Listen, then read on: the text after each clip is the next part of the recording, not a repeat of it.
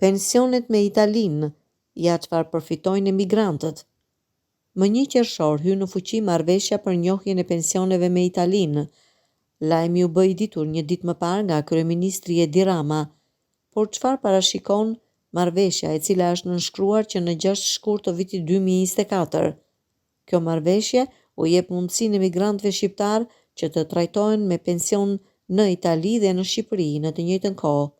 Janë rreth 500.000 shtetas shqiptar dhe rreth 4.000 shtetas italian, të cilët do të jenë përfitues të pensioneve në Itali dhe Shqipëri, që do të sigurojnë bashkimin e periudhave kontributeve, duke bërë të mundur që asnjë vit pune të mos humbas.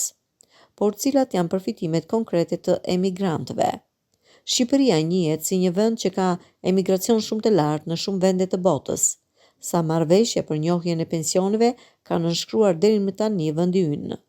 Janë finalizuar 12 të tilla me rëndësi për të theksuar ato me vendet e Bashkimit Evropian, ku ndodhet edhe pjesa dërmuese e emigrantëve shqiptarë.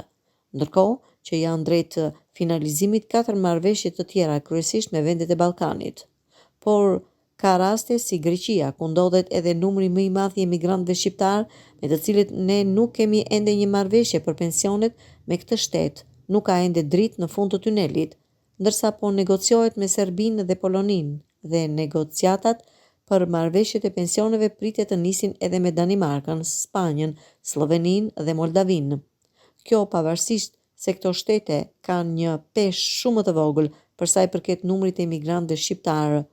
Po ku janë shpërndarë emigrantët shqiptarë? Sipas të dhënave zyrtare, numri total i emigrantëve shqiptar i ka përsen 1.6 milion.